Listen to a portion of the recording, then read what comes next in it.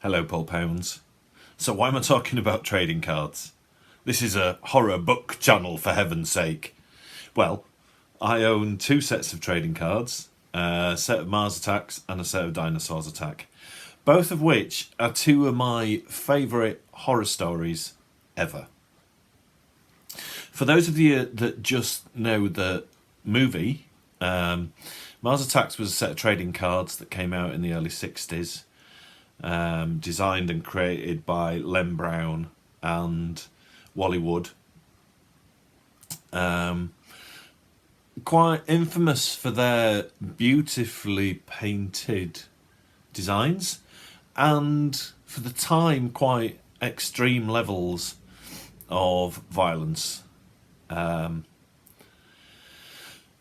then that's kind of 62, 63. In 1988, Topps, the trading card company that made Mars Attacks, decided to return to that kind of thing and do a set that was a sequel and a homage to Mars Attacks. It's kind of weirdly both. So Len Brown worked on it, who worked on the original Mars Attacks, and he was joined by Art Spiegelman, who's obviously famous for a famous graphic novelist. His book Mouse was huge in the 80s. Spiegelman had worked a lot at Topps, and with Len Brown had worked on stuff like Wacky Packages and Garbage Pail Kids, things that are like they're non-sport cards that are quite well remembered. So they worked out the structure and what was going to go on, and then they handed it over to a chap called Gary Garani, who essentially wrote the narrative of the set of cards and sketched it out. So the reason I'm talking about it, when obviously I like to talk about books, is basically the structure of the card with Mars Attacks and with Dinosaurs Attack. On the front, you'd get a wonderfully, beautifully drawn, painted image, but on the back, with Mars Attacks, you got like a paragraph of story. But with Dinosaurs Attack, you got something very slightly different. Now, both sets, they're designed in a way that you need to get the full set, and it makes one long structured narrative that you can literally spend a couple of hours and sit and read the whole thing. And it's very strange. It falls somewhere in between. It's not a comic book and it's not a novel. It's like an illustrated, storyboarded novel. There's something very unique to reading an entire narrative structure presented in the format of trading cards.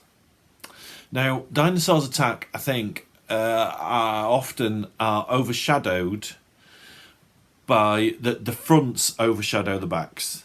I think because they were so insanely violent and gory. Mars Attacks was controversial, but Dinosaurs Attack, they just like up the ante to the nth degree. So the story of Dinosaurs Attack, right, this video is going to contain spoilers, and I'm sorry, as much as I hate spoilers and try and avoid spoilers on my channel, I can't talk about Dinosaurs Attack and give it the credit it's due without some pretty hefty spoilers. So if you're thinking of putting a set together, if you're currently putting a set together, then I'm sorry, there's going to be spoilers. So the story is about a space station called Prometheus.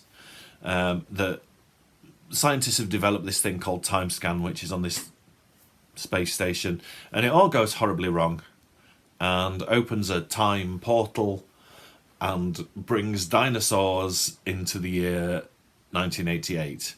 The dinosaurs then run amok. and it's kind of revealed that there's a malevolent and sinister intelligence behind this whole thing. The situation obviously is eventually sorted out, but not after many, many deaths. And then everything's fine. Just like most narrative things, it's fine by the end. But what makes Dinosaurs Attack interesting and what special and adult and postmodern is how the narrative's told. So like I said, Mars Attacks, you get one paragraph of the entire plot. Dinosaurs Attack, it's built up with newspaper clippings and headlines and military reports and reports from the scientists trying to sort this whole mess out. And then there's like little other individual ones dropped in. Now, maybe I'm getting old in my middle age and I'm a bit of a sentimentalist, but some of these really get me. There's one where dinosaurs invade a wedding, and the front is quite humorous and gory, but the back is just the wedding invitation with some spatters of blood on it. And I find that really poignant. There's one card where some people are trapped in a basement. I would like to say survivors, but they obviously don't survive. And the back is their note asking for help. And I don't know, it just gets me. It's not all dark. There is some humour in there. There's a rock concert that the dinosaurs invade, and the back of that card is the band talking about the dinosaur attack. There's a really cool one at a Comic-Con, and the back of that is like a little comic strip. But then there's one where it's like a multi-series of cards, and they invade the TV station, the TV goes off, and I find that one quite stark. The last kind of part of that little series of dinosaurs invading the TV station, it's kind of forlorn in an odd way. Am I just too emotional today? Probably. But it's at the end of the story that it really gets to me.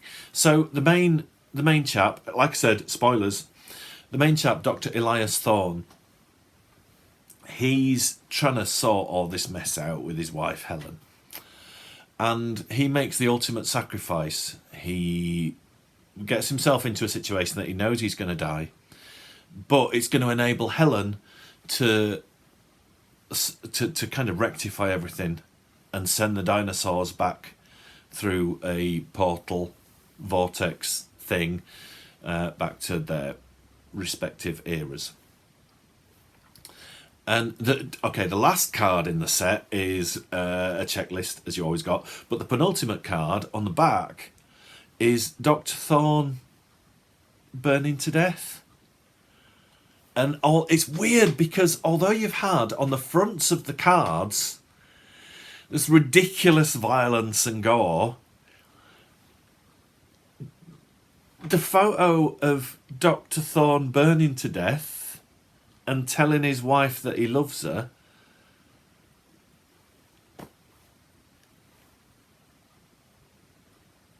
it gets you right in the feels. It's mad.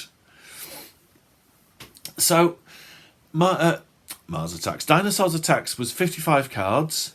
As with Mars Attacks, the first one was a little synopsis, the last one was a checklist, and everything in between is story.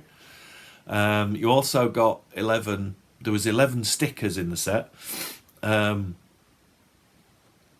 which they didn't pull any punches either.